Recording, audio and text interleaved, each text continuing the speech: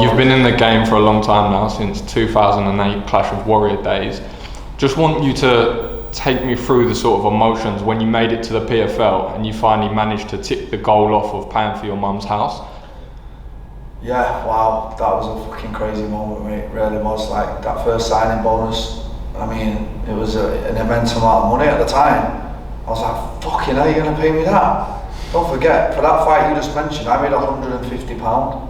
I went from making £150 to hundreds of thousands.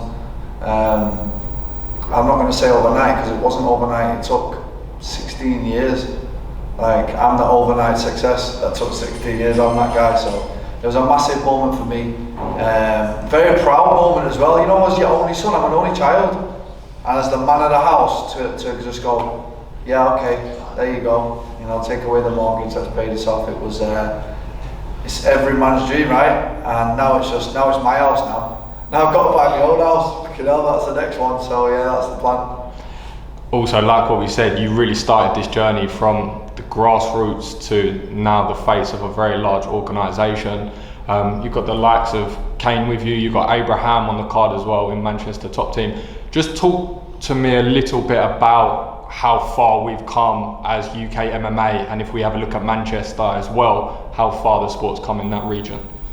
Well, from that first fight you just named in 2008, I remember booking that fight and then saying I'm going to fight in a cage, and everyone's like, ooh, I was massively frowned upon. And it was like, you know, when are you going to get a real job? When are you going to fucking choose a real career path? Because a lot of people don't know this. I did mechanical engineering at HND level at college, higher maths, higher English.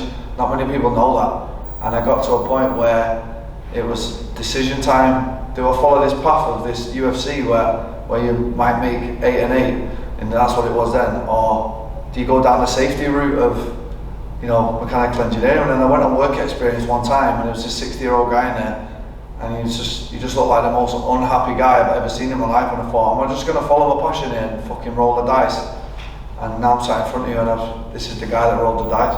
I just wanted to know, is it a good feeling or a nice feeling when you sit back and reflect on being one of the UK fighters who are pioneering a way essentially for people for the UK coming up, especially with the PFL? What does that feel like to you?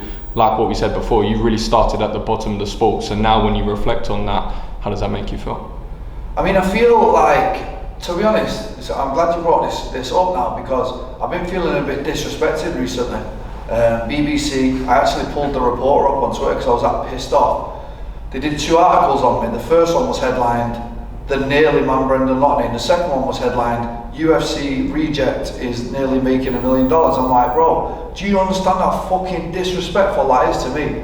Like, to call me a reject in the headline just to get fucking bites, bro, that really, really infuriated me. And I pulled the reporter up and I was like, why are you using these words, nearly, and rejects, bro? Like, don't you think I've done enough in my career of 37 fights, never been stopped, been all over the world, fought everyone, Madison Square Garden here, headline the like, it goes on, and you want to call me a nearly man? That one really infuriated me. So, I mean, I feel like I have pioneered it, especially for PFL. I was the first ever English fighters. Look how many we have now. Do you know what I mean? And I've done a lot for the sport in my city, and I've done a lot for the sport with PFL, and I've grown with the PFL. So I'm glad you said that, and I'm glad I've got to speak about that a bit more, because that guy really, really annoyed me with that, mate. And like, honestly, like, I'm glad I got to pull him up as well, because that really, really like touched the nerve big time. Because my manager sat right there. We had a UFC offer. We didn't go. We were like, no. We know our worth, and we're like, nah, we want this, and we chose to stay with the PFL. And a lot of people don't know that anyway. That's the first time I've ever said that publicly, and that's the shit I should have been saying on that quote tweet. But like I say, to have me down as this nearly man and reject, bro, if people really knew what was going on in the back, your mind's a bit blown. Glad you're getting the recognition finally. Thanks, man. Good luck on Saturday, mate. Thank you. Thank you. Cheers, guys. Cheers. Thanks. Thank you.